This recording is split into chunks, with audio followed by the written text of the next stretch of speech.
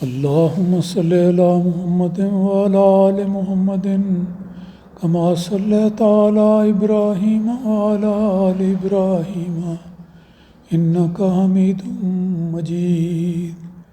اللهم بارك على محمد وعلى آل محمد كما باركت على إبراهيم وعلى آل إبراهيم إنك حميد مجيد. رمضان کے بابرکت دنوں میں رسول مقبول صلی اللہ علیہ وسلم کے مقدس ارشادات کا درس جاری ہے. آج کل جن باتوں کا ذکر کیا جا رہا ہے وہ نماز سے اور وضو سے، طہارت سے اور آداب مسجد سے تعلق رکھتا ہے. تو اس سلسلے میں چند اور حدیثیں میں آپ کی خدمت میں پیش کرتا ہوں. حضرت ابو ہریرہ رضی اللہ تعالیٰ عنہ بیان کرتے ہیں، یہ صحابی وہ ہیں جنہوں نے اپنے آپ کو کلیتاً رسول پاک صلی اللہ علیہ وسلم کے دربار کے لیے وقف کر دیا تھا. اصحاب الصفہ میں سے تھے اور ہمیشہ کوشش کرتے تھے کہ زیادہ سے زیادہ رسول پاک صلی اللہ علیہ وسلم کے ارشادات کو سنیں، یاد رکھیں اور پھر صحیح طور پر آگے بیان کریں. یہ سب سے ایسے صحابی ہیں جن سے سب سے زیادہ روایات احادیث میں مذکور ہیں. تو حضرت ابو ہریرہ رضی اللہ تعالیٰ عنہ بیان کرتے ہیں کہ حضرت صلی اللہ علیہ وسلم نے فرمایا، کیا میں تمہیں وہ بات نہ بتاؤں جس سے اللہ تعالیٰ گناہ مٹا دیتا ہے اور درجات بلند کرتا ہے.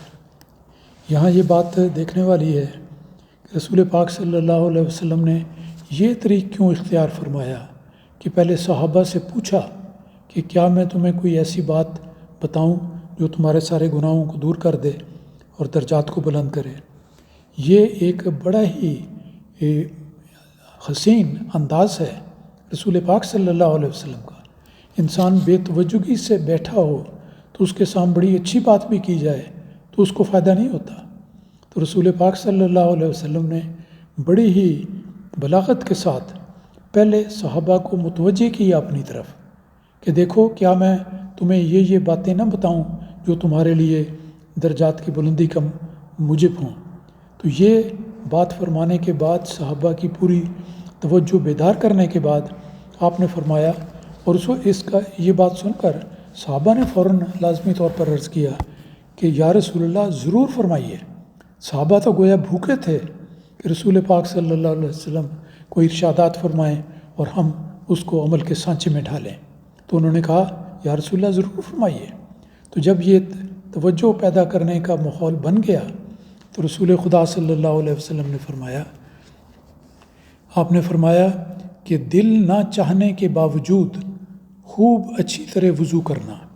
پہلی بات یہ ہے کہ سردی کے دن ہوں، اگر پانی ٹھنڈا ہو یا کوئی اور بیماری کی وجہ سے ٹھنڈ لگ رہی ہو تو دل نہ چاہنے کے باوجود اچھی طرح وضو کرنا، یہ پہلی خوبی ہے جو ہونی چاہیے اور وضو کی تکمیل کی ایک پہلی سیڑھی ہے.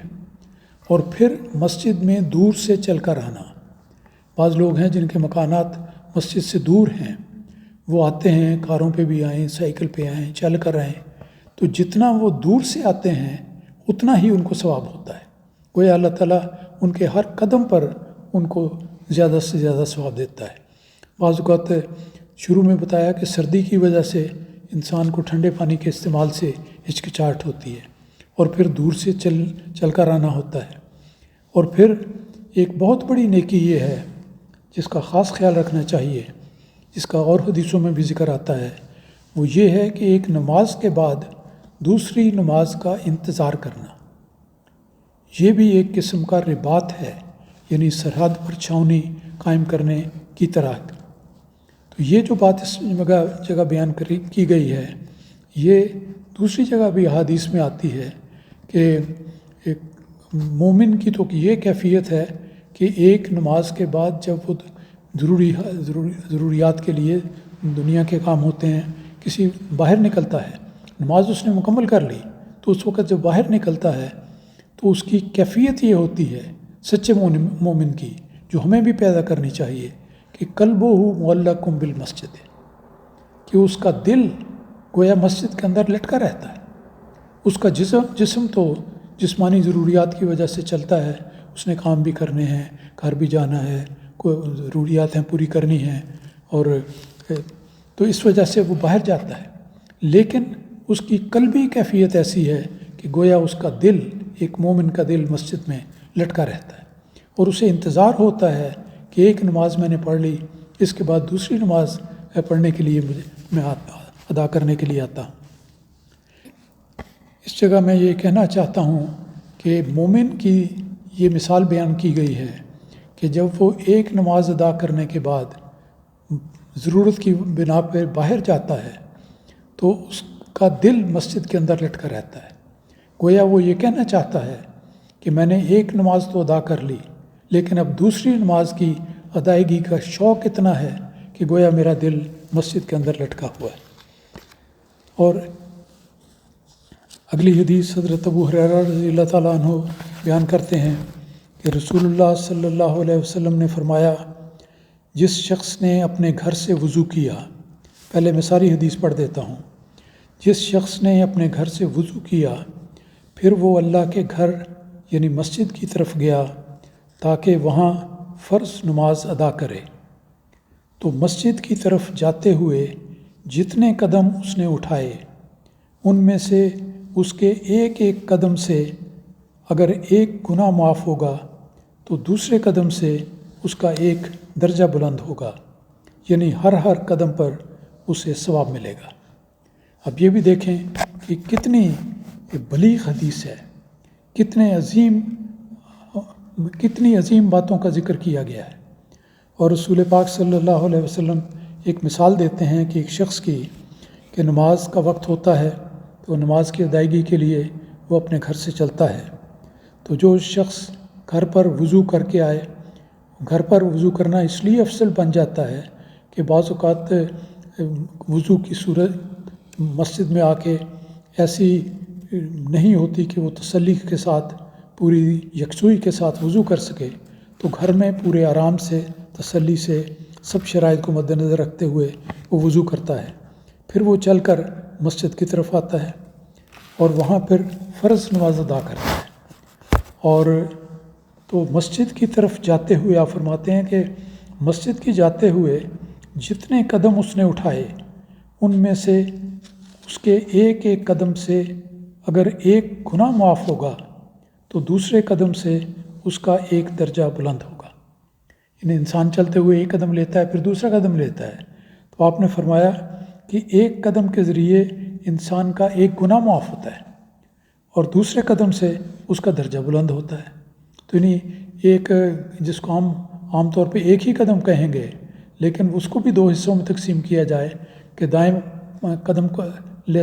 پاؤں سے قدم بڑھاتا ہے تو اس کا گناہ معاف ہوتا ہے، اور بائیں پاؤں سے آگے بڑھتا ہے تو اس کا درجہ بلند ہوتا ہے. تو یعنی ہر قدم پر، پورے قدم کو اکٹھا لے لیں تو ہر قدم پر اس انسان کے درجات بلند ہوتے ہیں.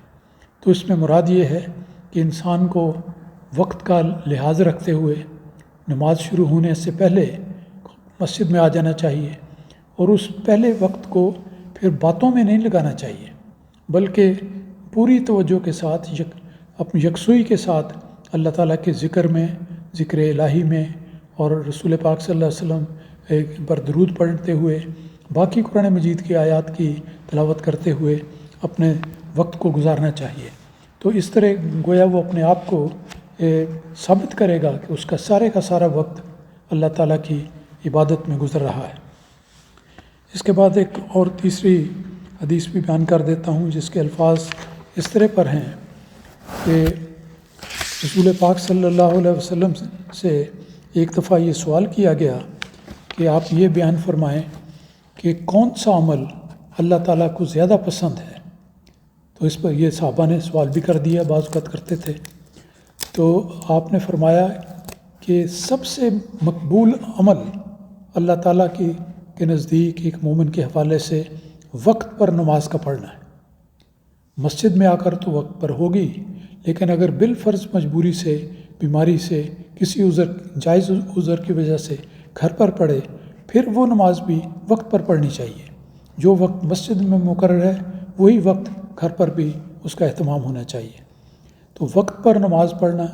پھر اس شخص نے عرض کیا کہ یا رسول اللہ اس کے بعد کون سا عمل ہے؟ تو آپ نے فرمایا کہ ماں باپ سے نیک سلوک کرنا۔ تو اس شخص نے پھر سوال کیا کہ یا رسول اللہ اس کے بعد پھر کون سا عمل ہے؟ تو آپ نے فرمایا کہ اللہ کے راستے میں جہاد کرنا، یعنی خدا تعالیٰ کے دین کی اشاعت کے لیے پوری کوشش کرنا۔ تو یہ 3 اہم نیکیاں ہیں جن کا ذکر اس حدیث میں آ جاتا ہے۔ نیکیوں کی تو تعداد کا تو کوئی اندازہ ہی نہیں، قدم قدم پر ایک مومن کے لیے نیکیوں کے راستے کھلے ہیں۔ صرف ضرورت ہے کہ توجہ دی جائے، اہتمام کیا جائے، اور انسان پوری ہمت کے ساتھ، لگن کے ساتھ اللہ تعالیٰ کے راستے میں خوبیوں کو اختیار کرنے والا ہو۔ اللہ تعالیٰ ہم سب کو اس کی توفیق عطا فرمائے۔ اللہم صلی علی محمد و آل محمد۔